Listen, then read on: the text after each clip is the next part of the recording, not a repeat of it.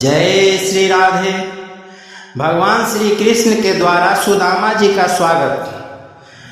राजा परीक्षित ने कहा, भगवान प्रेम और मुक्ति के दाता परम ब्रह्म परमात्मा भगवान श्री कृष्ण की शक्ति अनंत है, इसलिए उनकी माधुर्य और ऐश्वर्य से भरी लीलाएं भी अनंत हैं। अब हम उनकी दूसरी लीलाएं, उनका वर्णन आपको अब तक नहीं किया है, सुनना चाहते हैं। ब्राह्मण, यह जीव विषय सुख को खोजते खोजते अत्यंत दुखी हो गया है। वे बाण की तरह इसके चित्त में चुभते रहते हैं। ऐसी स्थिति में ऐसा कौन सा सररसिक रस का विशेषज्ञ पुरुष होगा जो बार बार पवित्र कीर्ति भगवान श्री कृष्ण की मंगलमयी लीलाओं का श्रवण करके भी उनसे विमुख होना चाहेगा। जो वाणी भगवान के गुणों का ज्ञान करती है वही सच्ची वाणी है। वही हाथ सच्चे हाथ हैं जो भगवान की सेवा के लिए काम करते हैं। वही मन सच्चा है जो चराचर प्राणियों में निवास करने वाले भगवान का स्मरण करता है। और वही कान वास्तव में कान कहने योग्य है जो भगवान की पुण्यमयी कथाओं का श्रवण करते हैं। वही सिर है जो चराचर जगत को भगवान की चल अचल प्रतिमा समझकर नमस्कार करता है। और जो सर्वत्र भगवत द्विग्रह का दर्शन करते हैं वही नेत्र वास्तव में नेत्र हैं। शरीर के जो अंग भगवान और उनके भक्तों के चरणोदक का सेवन करते हैं वही अंग वास्तव में अंग हैं। सच पूछिए तो उन्हीं का होना सफल है। सूत जी कहते हैं, सौनकादि ऋषियों, जब राजा परीक्षित ने इस प्रकार प्रश्न किया तब भगवान श्री सुखदेव जी का हृदय भगवान श्री कृष्ण में ही तल्लीन हो गया।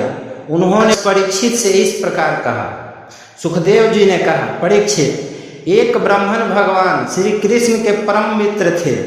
वे बड़ी ब्रह्म ज्ञानी, विषयों से विरक्त, शांत चित्त और जितेंद्रिय थे।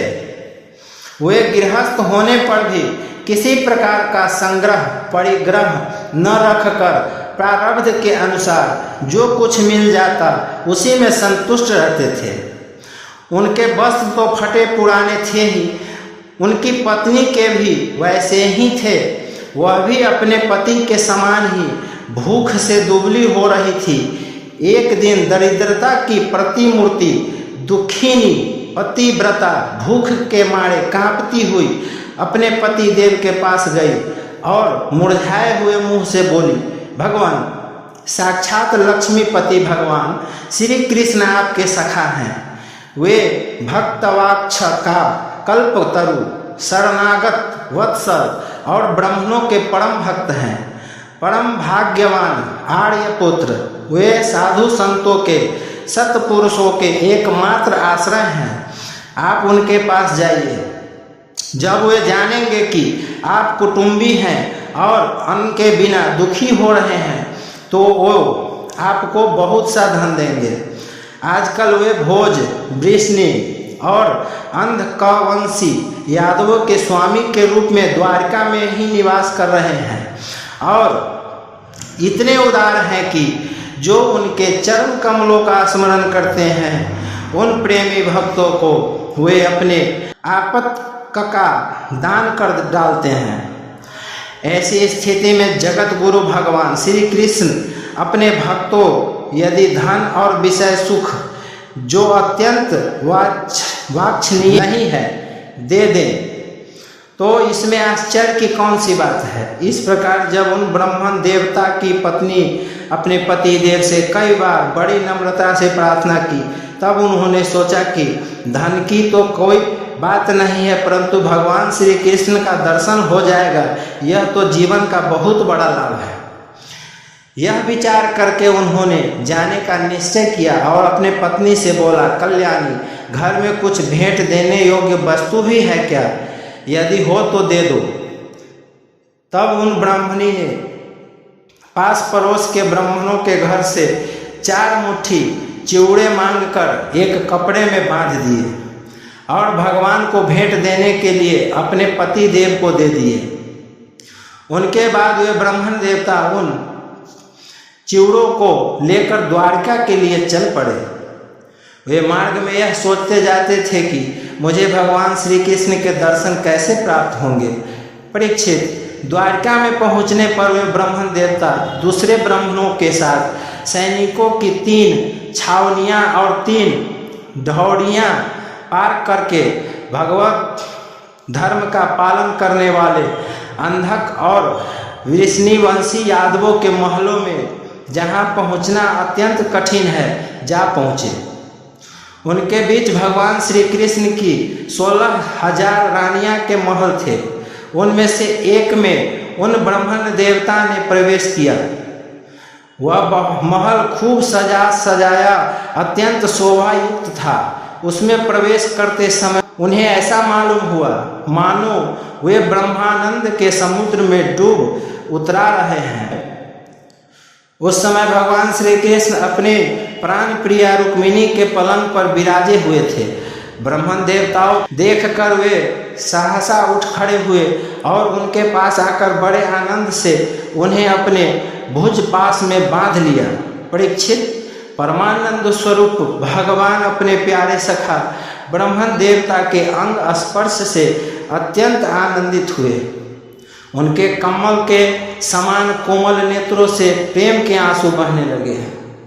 परीक्षित, कुछ समय के बाद भगवान श्री कृष्ण उन्हें ले जाकर अपने पलंग पर बैठा दिया और स्वयं पूजन की सामग्री लाकर उनकी पूजा की। प्रिय परीक्षित, भगवान श्री कृष्ण सभी को पवित्र करने वाले हैं, फिर भी उन्होंने अपने हाथों ब्राह्मण देवता के पांव पखारकर उनका चरणोदक अपने सिर पर धारण किया और उनके शरीर में चंदन, अर्गजा, केसर आदि दिव्य गंधों का लेपन किया।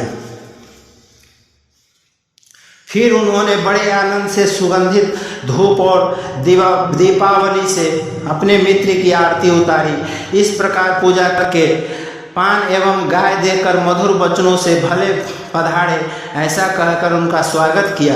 ब्राह्मण देवता फटे पुराने वस्त्र पहने हुए थे। शरीर अत्यंत मलिन और दुर्बल था। देह की सारी नसें दिखाई पड़ती थी।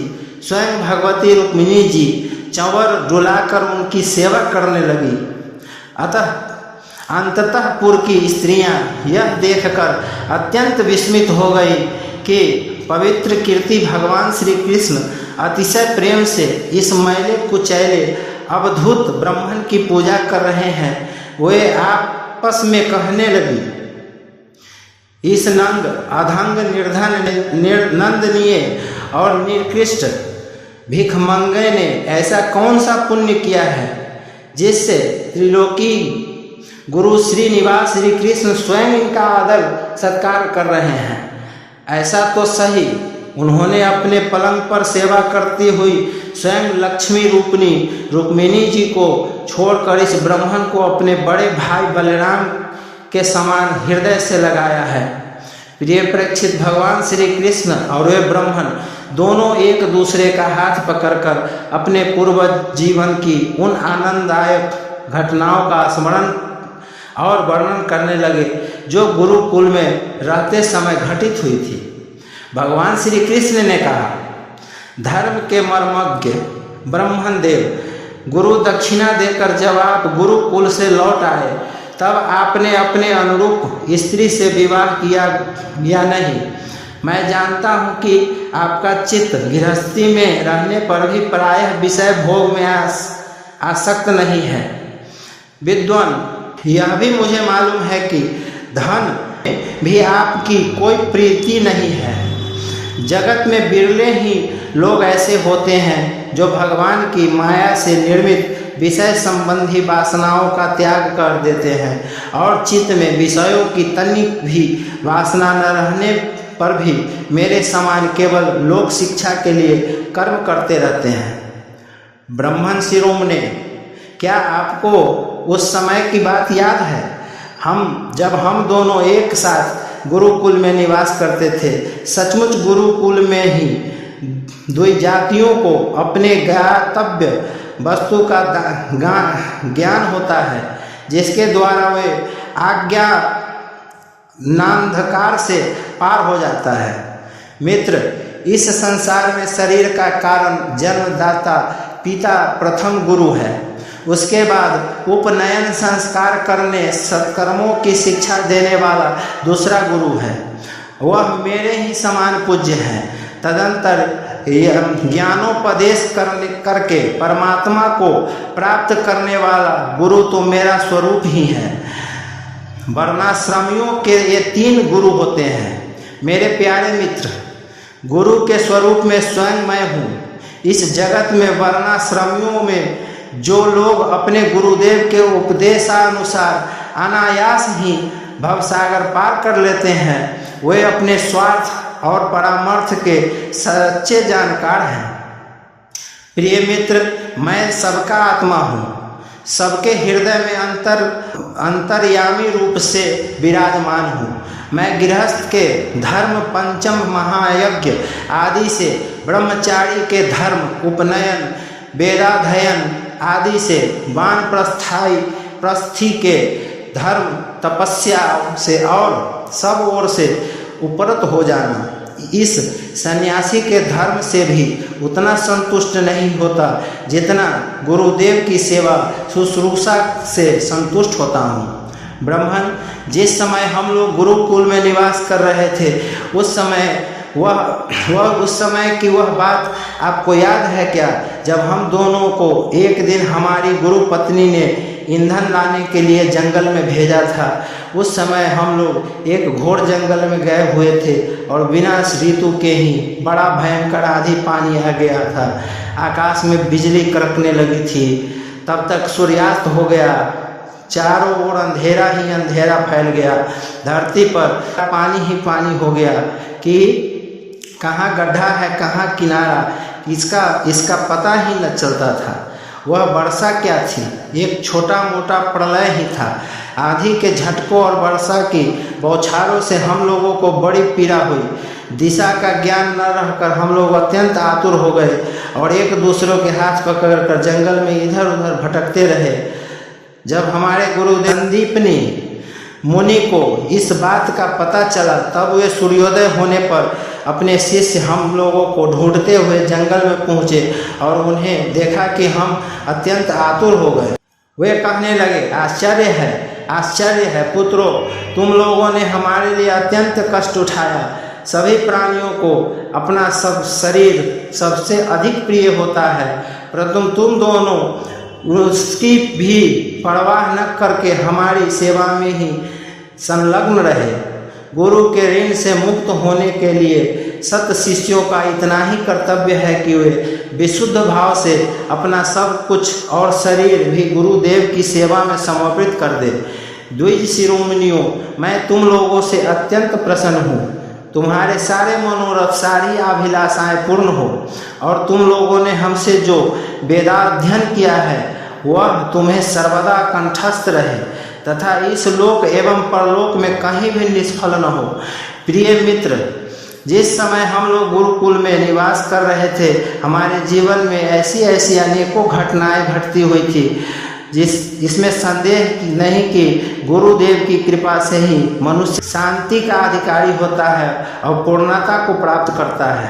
ब्रह्मन देवता ने कहा, देवताओं के आराध्य देव जगत गुरु श्री कृष्ण, भला अब हमें क्या करना बाकी है, क्योंकि आपके साथ जो सत्य संकल्प परमात्मा है, हमें गुरुकुल में रहने का सौभाग्य प्राप्त हुआ था। प्रभु छंदोमय वेद धर्म, अर्थ, काम, मोक्ष, चतुर्विध पुरुषार्थ के मूल स्रोत हैं और वे हैं आपके शरीर। वही आप वेदाध्ययन के लिए गुरुकुल में निवास करें।